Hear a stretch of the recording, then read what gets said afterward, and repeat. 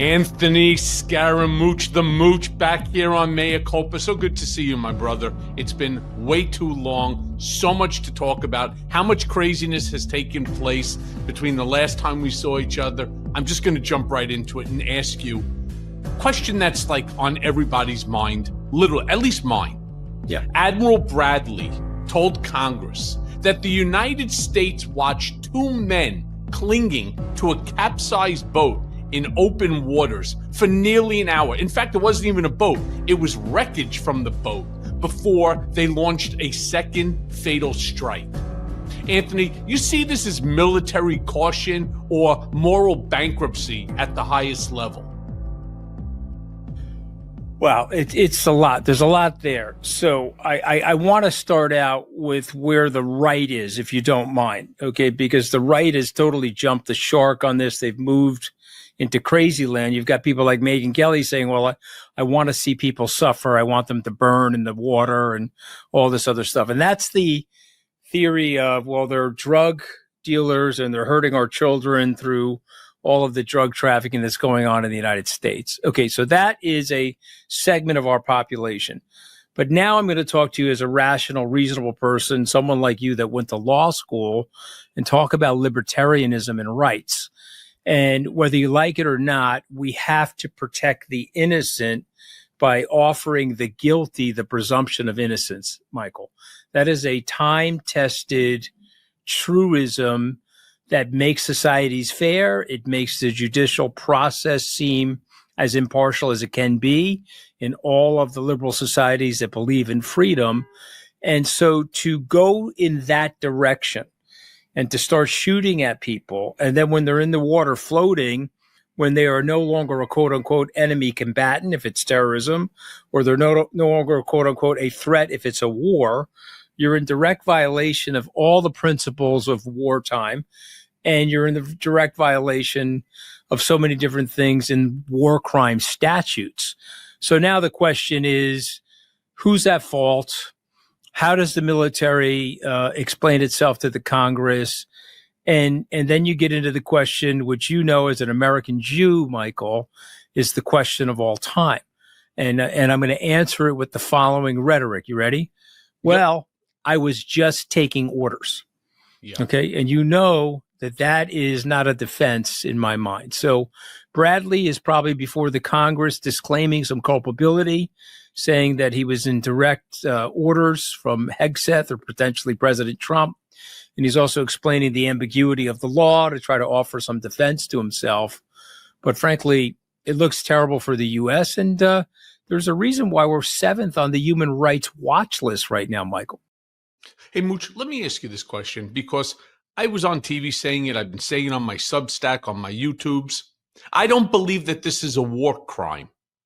I actually don't believe it's a war crime, because somewhere along the line, and you know, we follow the news every single day. I report on it, as do you, every single day. I wasn't aware that the United States was at war with Venezuela or Colombia. I was under the impression that it's Congress that actually declares the war. Okay, so what is this then? If it's not a war, it's murder one. Okay, I see what you're saying. Okay. All right. Well, listen, I mean, so again, I'm not trying to defend the president. I'm just trying to explain the latitude that we've given presidents. It wouldn't just be Donald Trump. It would be presidents going back over 50 years about having some latitude and flexibility when they're striking people using the military. You know, we had drone strikes. President Obama killed thousands of people with drone strikes. And some people would say, well, none of those people had due process. And we didn't have the rhetoric, or we didn't have the jamboree session that we're having in the media when those drone strikes were having. And I think the president, and this would be President Obama, got cover from the broad powers. Okay. But now when you're going in the direction that we're in now, Michael, you know, to me, it could be murder one. I'm not saying that it isn't, because I don't know the law as well as you do, but it's definitely wrong. I think at the end of the day, if you're asking the average person who lives in a liberal Western democracy, is it right or wrong? It's wrong. And then you then have to say, well, if it's wrong, why are we doing it? and how far is the Trump administration going to push the right and wrongs?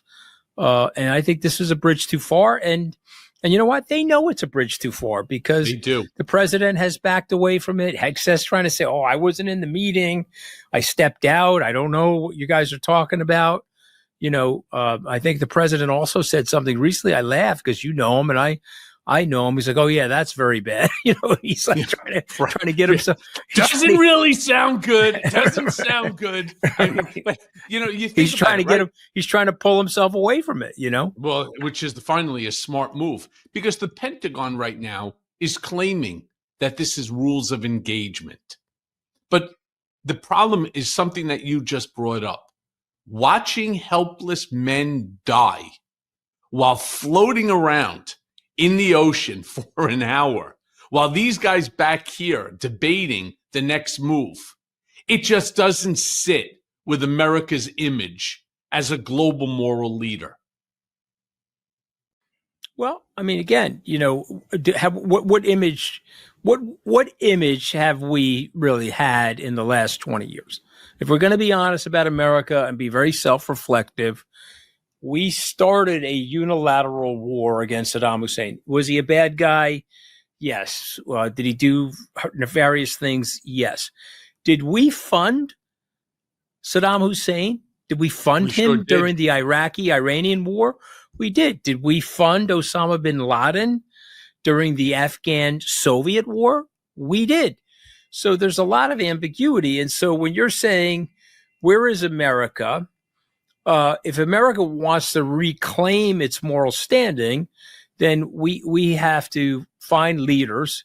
If it's not going to be President Trump, we have to find other leaders in the United States that are going to speak out against this and rightly so try to reclaim our footing. But if you're telling me we're moral leaders, I would tell you over the 24 years since 9/11, I think a lot of people would disagree with that, Michael, about our moral clarity. Yeah, listen, I'm not going to argue with you because what you're saying is correct, but I do like to believe that America guides itself on certain moral principles. Yes, Obama had drone strikes, and yes, many people ended up being killed, but they weren't helpless, if you even want to call these folks combatants, because we can talk about Alejandro Medina, whose family just filed a lawsuit against this administration, Pete Hegseth, the Department of War. The guy was out there doing what he did every single day. He was out there fishing. And so the problem, I think, that we really have too is the fact that we have a whole group of people right now running this country who are sitting in those cabinet meetings where there is absolutely no competence amongst any of them, that they are truly like a table of stupid. Okay. So look, we both know President Trump well. I mean, I haven't talked to him in a long time, but we both know him well. So he can't be happy with that, right? Nope. He knows Hegseth is a dummy, and I know he knows he's a dummy. And so get in the mind of Donald Trump for a second for us, Michael, and say, what the hell is he doing? Like, I mean, why not dispatch Hegseth? Yeah. So it's a great question. You know that Trump, of course, brags about being decisive in military matters. They used up a shit ton of political capital to ensure Hegseth gets that his nomination gets approved. And that confirmation process was extremely difficult. And he doesn't want to go through it again. But something that you've seen, something that I have seen for almost 15 years by the guy's side, he has no hesitation in cutting you loose when ultimately he's just had enough. And him having enough is not predicated on Hegseth making yet another stupid ass mistake. Signal gate 1, signal gate 2, this, that, right? The the speech that he made to the admirals and the generals, which was beyond ridiculous. That's not what's going to get Trump to throw him under the bus, to just walk away. It's going to be one day he wakes up, he sees on television something, reads something, better be very short, and it's so reprehensible in Trump's mind. There's a word, there's a sentence, whatever it is, that just truly turns Trump against Hegseth. Then he goes into the office, turns on his Apple phone, and puts out a Truth Social post. Pete, thank you for your service to this country. You have a long, wonderful career ahead of you. It's just not going to be secretary to the Department of War. That's just how it's going to go. And by the way, it could happen today. It could happen tomorrow. It could happen next week. I believe that. I would say this to you, and I would love to get your reaction to this. I would say this to you, that a lot of things are not going well. Number one, the tariffs have blown us up economically. They've slowed down growth. It's been a ridiculous measure. They may or may not get approved by the Supreme Court. I heard the rhetoric from Bissent at Deal Book this past week. I was like, okay, he's saying illogical things. There are obviously tax increases on the American people. The American people deserve congressional representation when they get their taxes increased. There's no emergency authority anywhere in any statute. They've lost the district court, lost the appellate court. So that whole thing not going well. The military situation. I'm going to tell you something, Michael. Forget about the Hegseth thing. I think he's in more trouble over the Mark Kelly thing. And hear me out for a second, because I think the military is like, are you kidding me? You're going after one of our own. Number one, it's probably not even legal. And number two, it's a bro code violation. Okay. And this is a sign that Trump is actually off his game a little. And again, I want you to hear my statements and then you react to them, because Trump baits them and they go up like bottle rockets. They don't bait him and he goes up like a bottle rocket. And so they played him like a fiddle. Those 6 congressional leaders, all military veterans that got out there, they're like, we're going to say this. Trump's reaction is going to be over the top. He's going to call it seditious.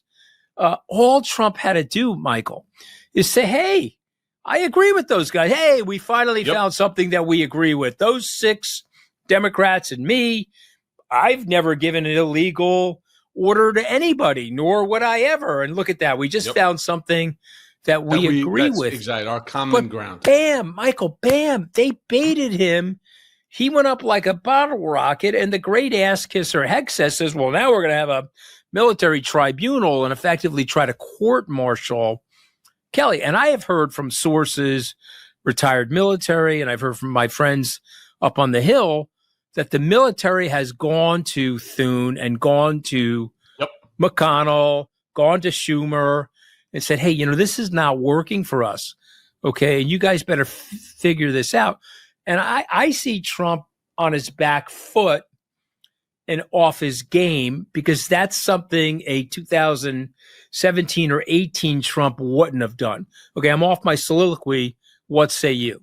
Yeah, I agree with you, because my sources say the same thing, which is that they have gone to all of the leaders that are there, especially the members of both the House and the Senate who have military experience. You're not wrong when you say that it's not even just the bro code, Anthony.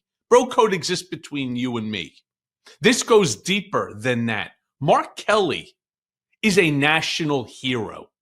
He's a fucking hero, no matter how you want to, whether you like him, you dislike him, you think what he did was right, you think what he did, it doesn't make a difference. It is inarguable that the man is a hero.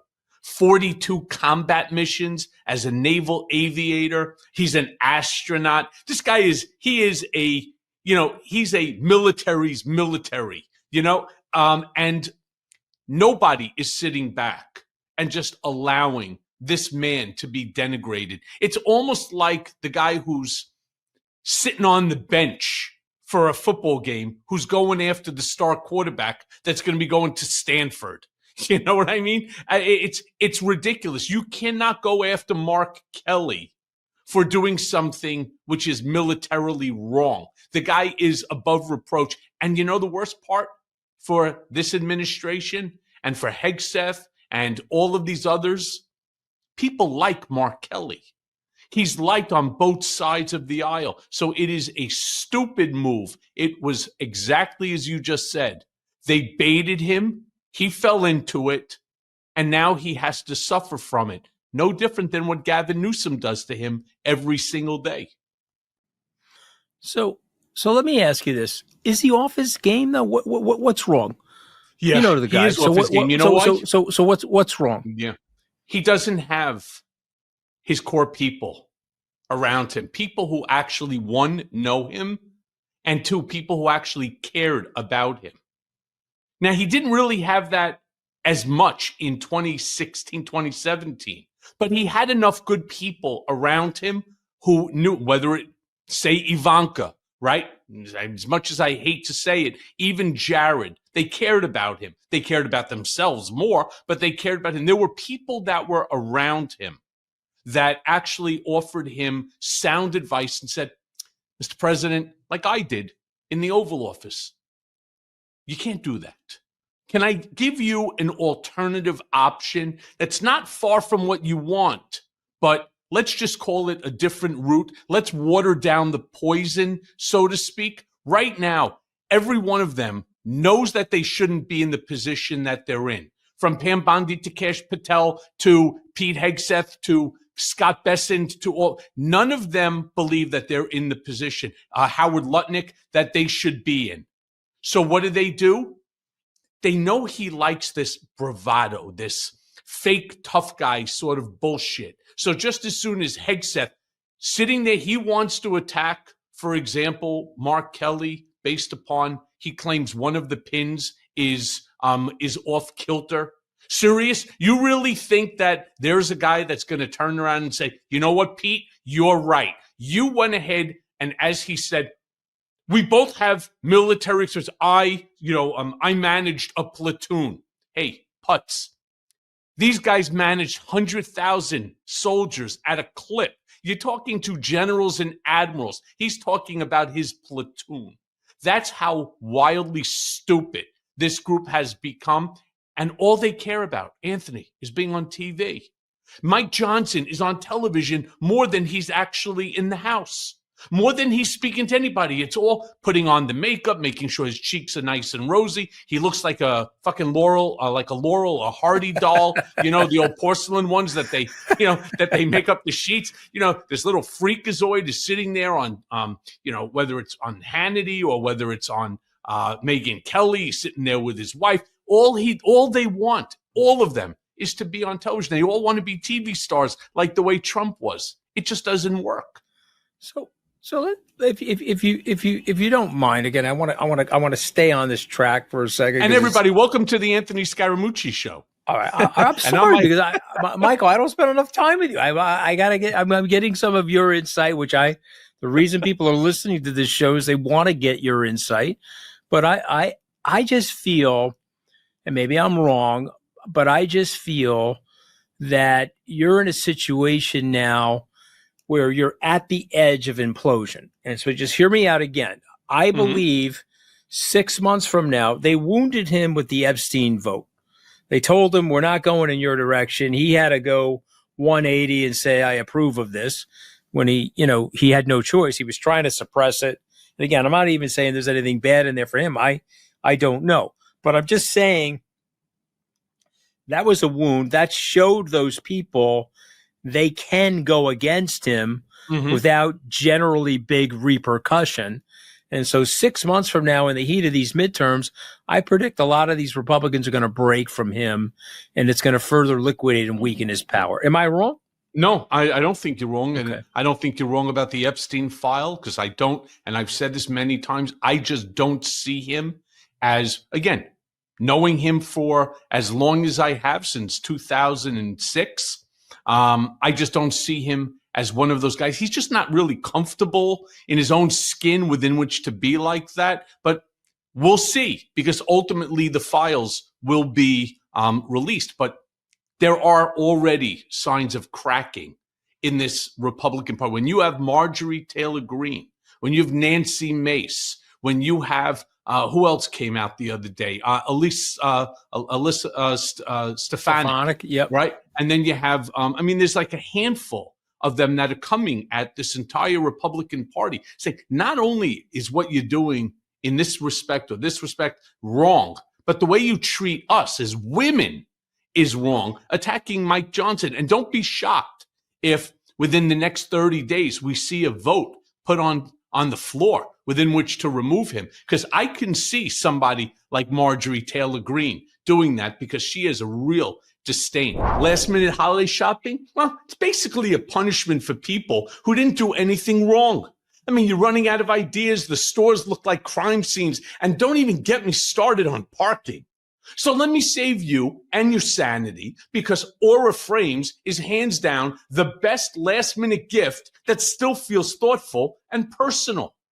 Now, look, I struggle every year with what to get family. I want something meaningful, something that says, I didn't panic, buy this at 2 a.m. And that's why Aura Frames has become my go-to. Let me tell you what it is about it I love.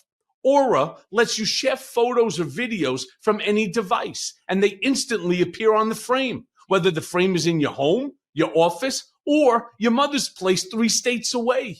I mean, it's like magic, except it actually works. And the picture quality, true color. It automatically adjusts to the room. And at night, when you turn the lights off, yes, there is. It turns off too. I mean, that's already more considerate than most people I know. And setting it up, I'm not joking, 2 minutes. Seriously. You just download the Aura app and you connect to Wi-Fi. Preload photos before it ships. Add a message. Then keep sharing. Keep sharing photos all year long, even if the frame is halfway around the world. Plus, every frame comes in a premium gift box with no price tag. 0 wrapping disasters required. I mean, you can't wrap togetherness, but you know what you can do? You can frame it. And so for a limited time, save on the perfect gift by visiting auraframes.com to get $35 off Aura's best-selling Carver matte frames, named legitimately #1 by Wirecutter, by using promo code Cohen at checkout. That's Aura, A-U-R-A, frames.com, promo code Cohen. I mean, this deal is exclusive to listeners, and the frames, they sell out fast. So order yours now to get it in time for the holidays, and support the show by mentioning us at checkout. Terms and conditions apply, but go now. But I do want to jump in here and ask you the question, because another thing that just came out is this DC pipe bomber who told the FBI, and Kash Patel, to me, is one of the great comedic sort of roles that anybody could. To me, he looks like a cardboard cutout with bulging eyes, just standing there like he's all jacked up and shit. Literally, this pipe bomber told the FBI that he acted because he believed that the 2020 election was stolen. Now, Anthony, can a former president's, let me say this. Who was it that actually keeps talking about how the 2020 election was stolen? And can these repeated claims of fraud, could they be seen as the direct encouragement for this violent behavior? Well, I mean, listen, the obvious answer to that is yes. And the obvious answer to the crossover, this has been going on now for a long time. You know, I was in Washington the day that the Republican congressional leaders went to a softball practice. They were practicing and they got shot up. I think Steve Scalise got very badly wounded and still walks with a limp. Okay. And you and I could go through a series of different violent acts that are happening now. I mean, we're assassinating pundits now, Michael, right? Charlie Kirk. Yeah. So yes, we've gone over the edge, and we are now into the realm of I'm right, you're wrong, and I can kill you, or I can wound you, or bomb you, for your incorrect rhetoric versus my rhetoric. And so for me, what I get upset about with that is that there's no leader. Okay, go look at the speeches of Dr. Martin Luther King Jr. Go look at the speeches of Bobby Kennedy Sr., Bobby Kennedy's dad, where they were trying to appeal to the better angels of our nature, and they were trying to clamp down violence. We're not doing that. And by the way, I'm not trying to make this whataboutism. I think Trump is terrible about this, but it is also happening on the left.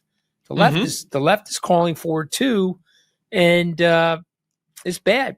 You know, the National Guardsman, which you haven't brought up, which is in my mind in that sleeve of the pipe bomber, the Scalise hit, the Charlie Kirk, the thing that happened in Butler, is the saddest thing for me. You know, that somebody could think that they could kill a 20-year-old woman who's wearing an American uniform in our nation's capital. And again, we can debate whether they should be there or should not be there. Relevant. But you can't, exactly. You can't be killing these people. And it's, to me, it is very tragic, very heartbreaking for me. It reminds me of the movie The Purge.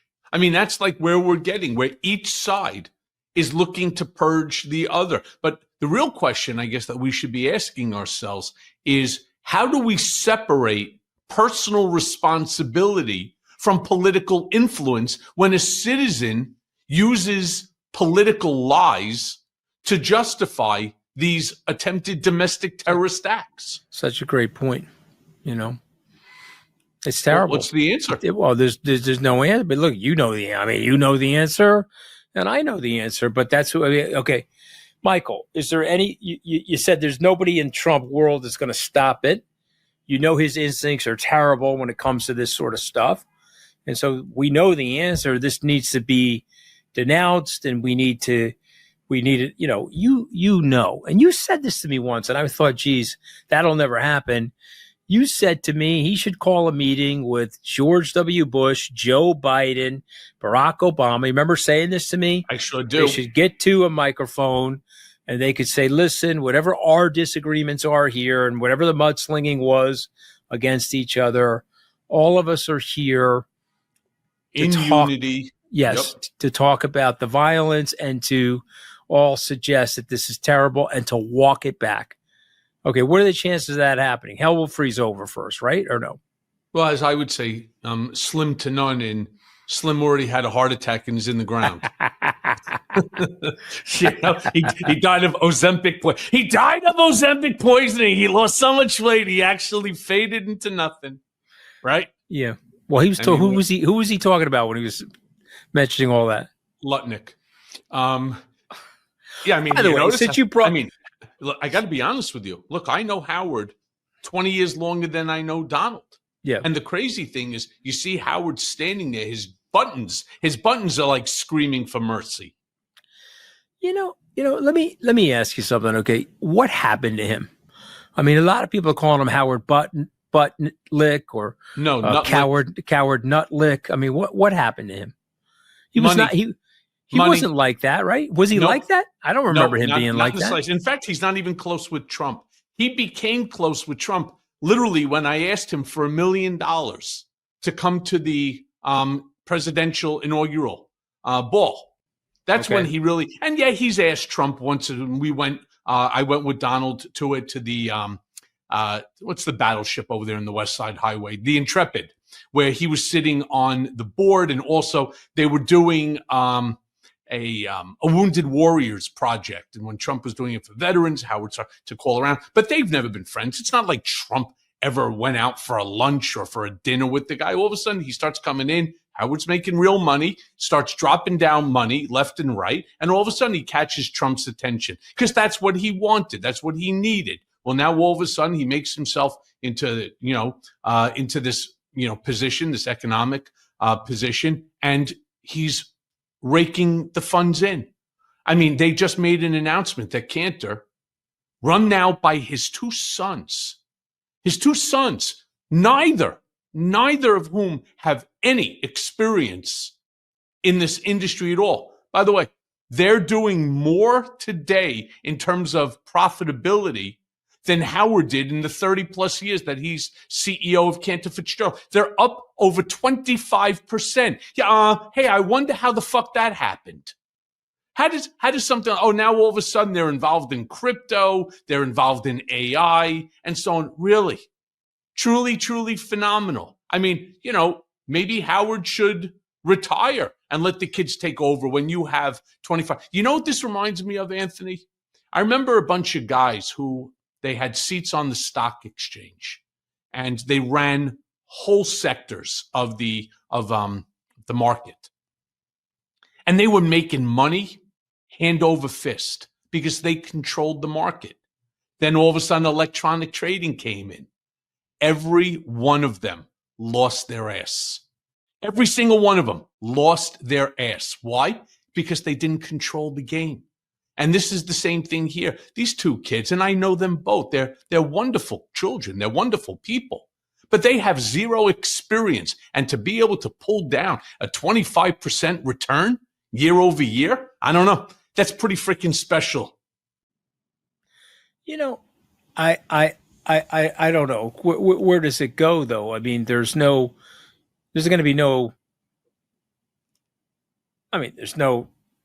hurdle to stop this. There's no potential investigation, or there is a hurdle.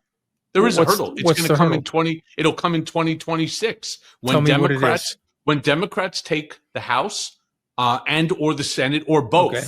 And Right. the investigations start flying and members of Congress turn around, because right now, if hypothetically you went to, let's say, the House Oversight and you said to somebody like Jim Bag Jordan, I need you to open up. I want you to sign off on this investigation into, we'll call it, Cantor or anybody else. Let's not even use Cantor, any company, right, that is affiliated to a member of the cabinet. And then you turn around and there's not a chance. He's not signing off on that. That would be political suicide to him. So instead, once you now have the change, and that's why Democrats cannot take their foot off the gas, got to continue to pound like what you do every single day, like what I do, like what Midas touched on, like what so many people are doing every day. You got to keep pounding the pavement, because the second that you stop, you have the apathy that sets in. And that's exactly how Kamala Harris ended up losing. It was, oh my God, look at the crazy, the excitement and the fervor that were around her. No, you ignored the obvious. You know what the obvious is? Affordability. Okay, get in the mind of Trump for me. Okay, agree with everything you just said. Get in the mind of Trump for me, because he's a pollster, right? He looks at the polls. Mm-hmm. He's at 36. He's got a -13, -14 net negative approval rating. Economy is shaky. You know the economy's shaky. And so what's he saying to himself? Right now? Yeah.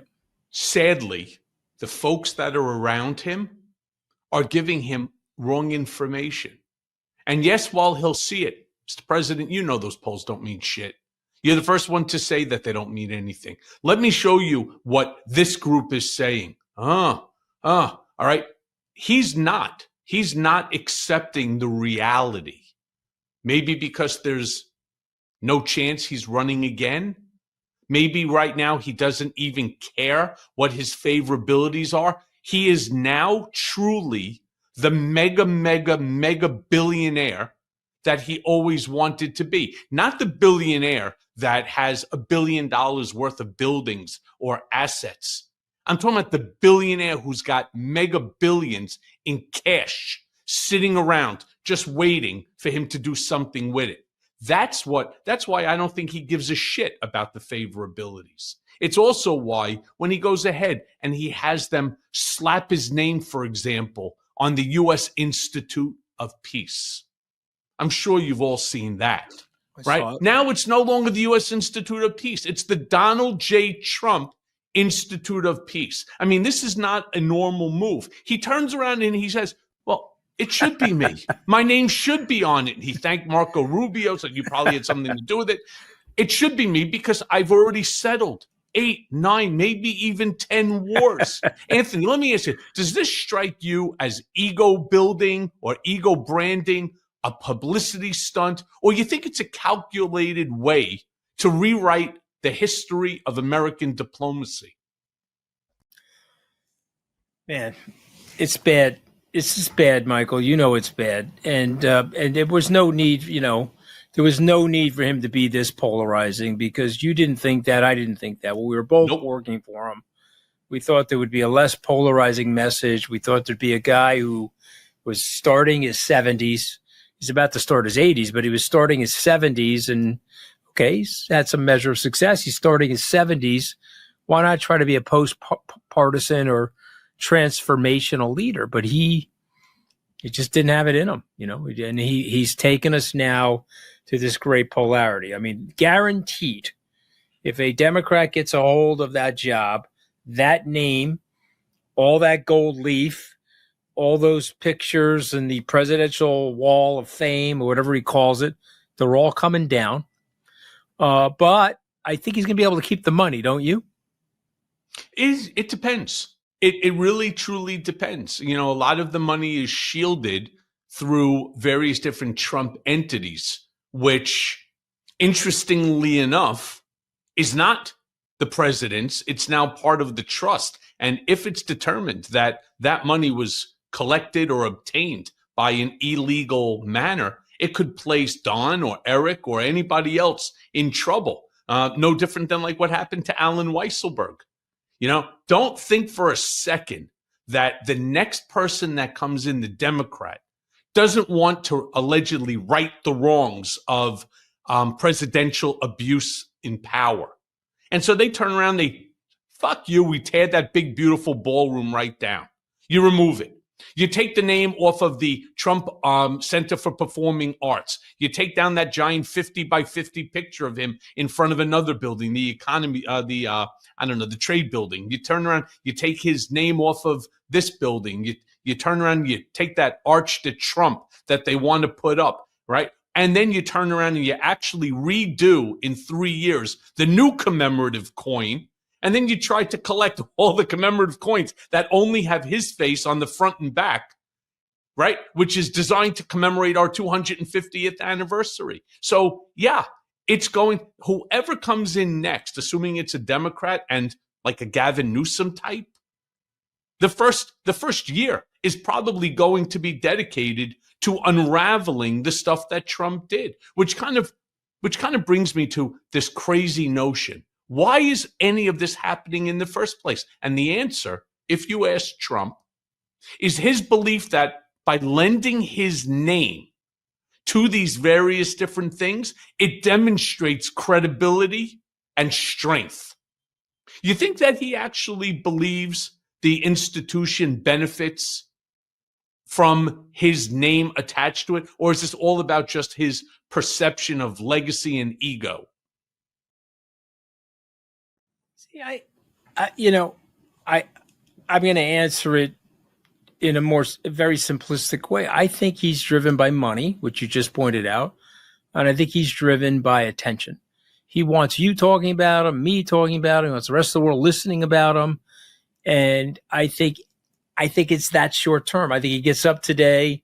What triggering thing can I say on Truth Social? What could I do here? What could I do there? Okay, to get everybody riled up.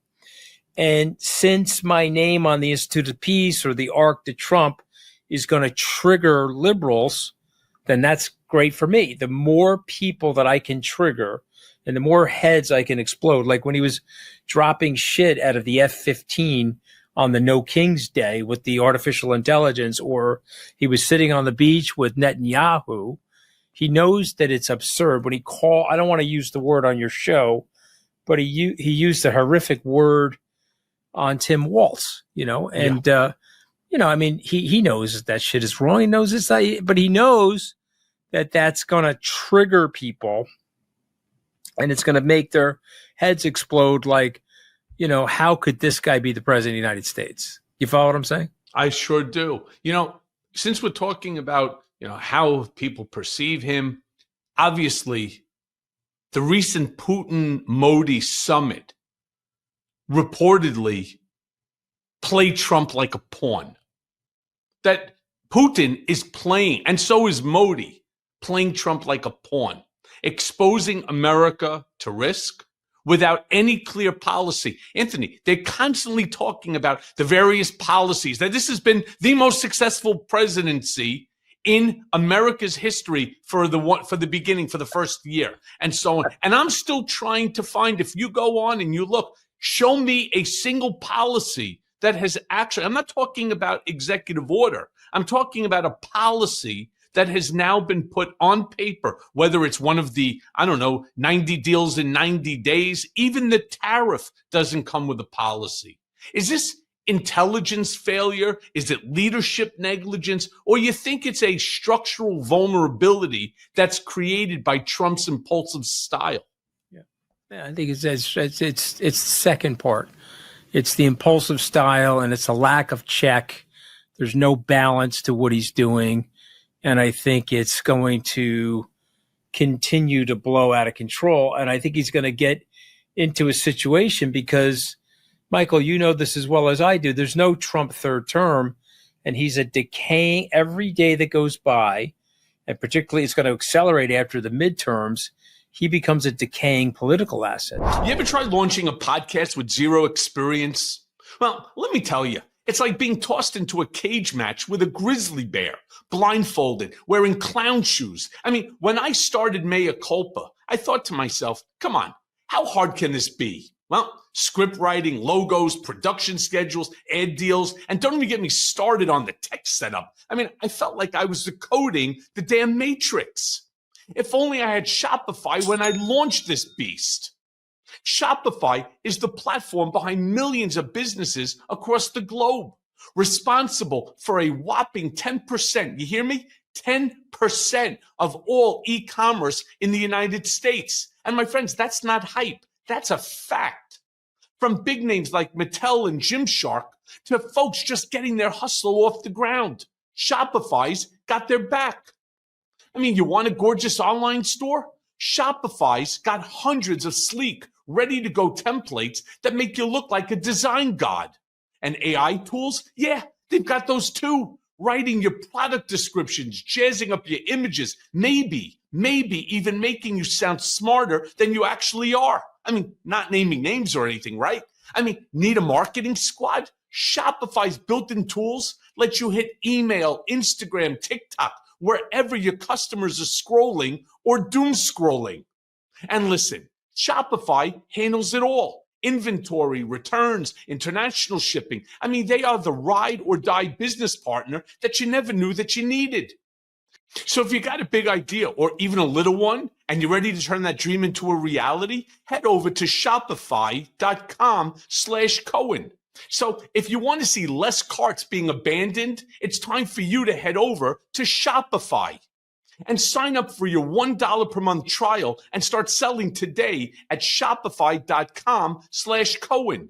That's Shopify, SHOPIFY.com/Cohen. One more time, that's shopify.com/Cohen. The one thing I really worry about, I'd love to hear the Midas Touch take and your take on this. I think he's going to go full nihilism after the midterms. Okay, I think he's going to, I'm going to go after everybody. I'm going to act like a nut. I made $5-10 billion in the first 2 years. How do I make 20 in the last 2 years? Am I wrong? You know, he has made $10 billion already. I keep hearing all of these pundits say, that he's increased his net worth by up to $3 billion since becoming president, president-elect. If you take a look at his meme coin, then take a look at Liberty Financial, turn around and take a look at Truth Social in terms of, which it's failing. It's a failing platform, but there's still a value to it. And he has so many millions and millions of shares. It's like the Ray Kroc theory. The McDonald's guy. Yeah, as long as you could sell 50 billion hamburgers at $1, that's real money. It's the same thing. He has so many. If you just add up all of these investments, forgetting about what they're doing now, for example, in Cannes, in Dubai, in Qatar, in Saudi Arabia, forget about the fact that they're already looking to chop up Palestine, to take the 170 square kilometers and turn it into a massive real estate development project. Move all the Palestinians out. Go ahead, bring in Trump organization to run a massive development. Okay, Saudi, you have this piece of land. Qatar, you have this. Jordan, you have this. Egypt, you have this. This one, Russia, whoever it's going to be, right? You have this, but everything has to run through us. We're the development project coordinator. That's what they're looking to do. I mean, it's obvious. I mean, the great thing, I mean, the craziest thing is like the KGB. You know how the KGB operates all out in the open?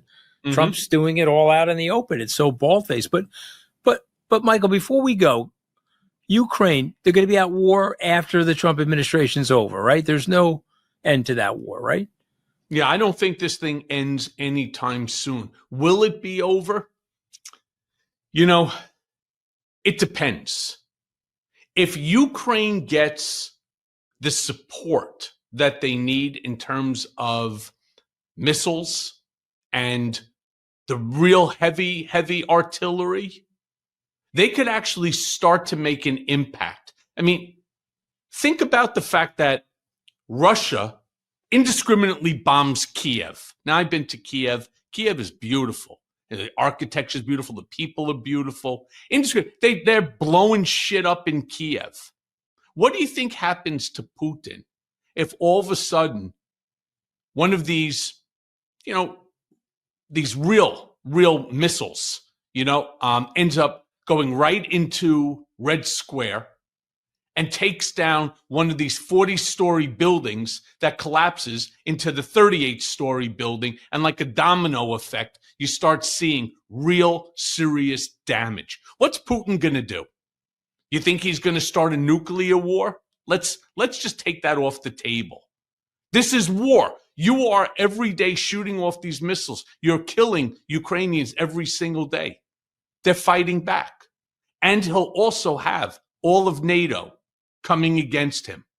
That's why he's kissing up to Modi. That's why he's kissing up to Kim Jong-un. It's why he's kissing up to Xi Jinping. He's trying to find a group of people. It's why he's kissing up to Trump. Fascinating. It's a great insight, Michael. Well, what are you doing for the holiday?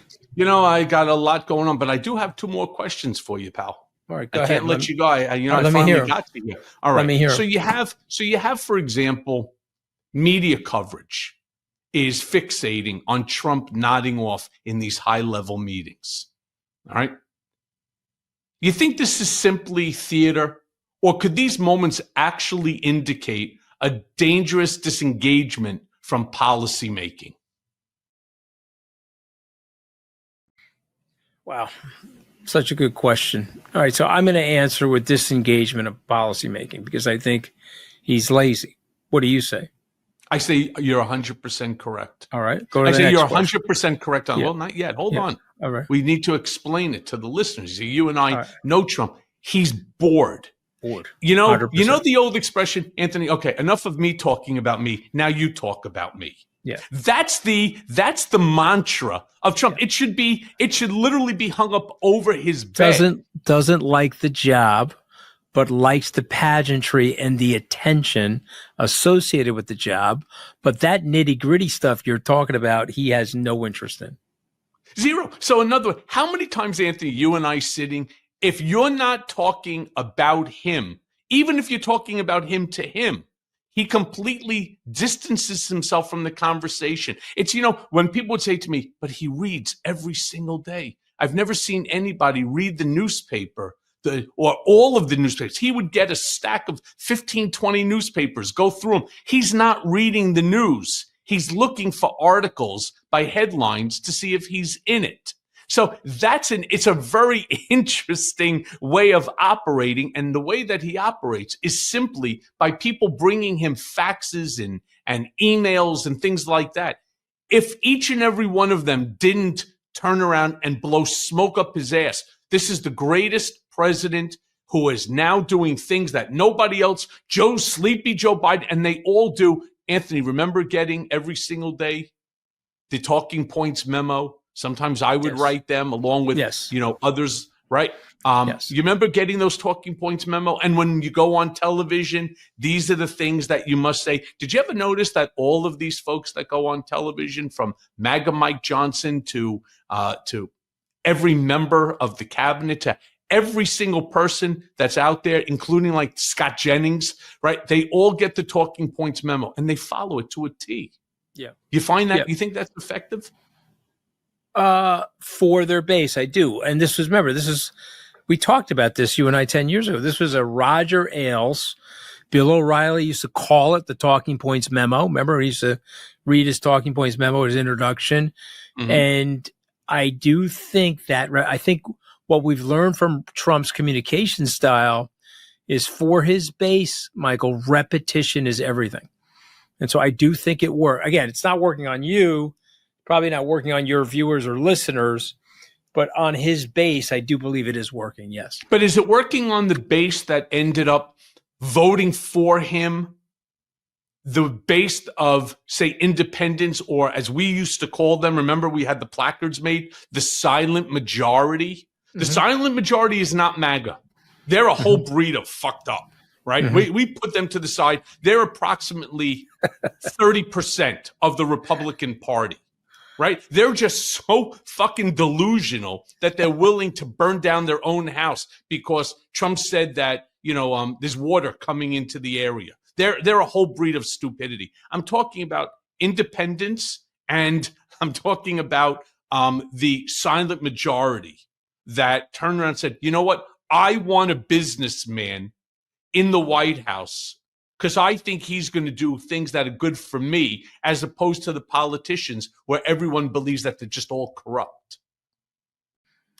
Never change, Michael Cohen. Just let me tell you something. I mean, you got me laughing underneath the microphone here. Just never change, because the shit is so true that it is literally scary how true it actually is.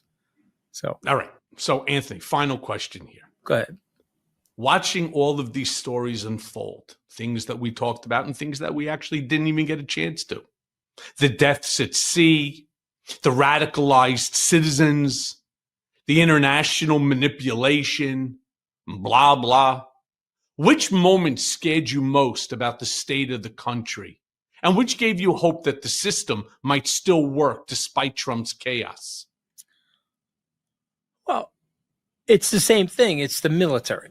And, so if if you said to me, what scares me, I don't like the masked guys with the ICE stuff going into the schools, ripping out the kids, or a woman is trying to get home from college and they deport her to a South American country. That stuff scares me. The military attacks on these boats scare me. But the flip side, which gives me hope, is also the military. Because I actually think the military is still a reasonably respected institution. And I actually do think most of the people that rise to become a general officer in the military avow themselves to the Constitution. And, one of my sons went to the West Point graduation last May or June, I believe it was. And he brought home something for me, but I have it at my house, Michael, otherwise I would show it to you. On the chair, as he was sitting down for the graduation, there was a placard about this big, and it was put on every single person's chair. And it said, "Remember your oath to the Constitution." And so every West Point grad becomes a commissioned officer in the U.S. Army. And so when I think about our hope, I think our hope is there. And when I learned about the military going to the Congress and going around Hegseth and Trump and telling people, hey, man, this is not working for me, I like that. Yeah, you and I both. Unfortunately, as you said, when you have the military walking the streets, jumping out of helicopters, right, scaling down the ropes from the helicopter, these Apaches in Chicago, rounding people up, I got a problem with it. I'm shocked that they're actually following illegal orders. Yeah. All right, Mooch, brother. still great to see you, my Good to be brother. here. I will see you again very, very soon. We got to do a home hopefully. and away. You got to come on my podcast now. All right. Anytime you want. Just All right. send the invite. All right. Love you, man.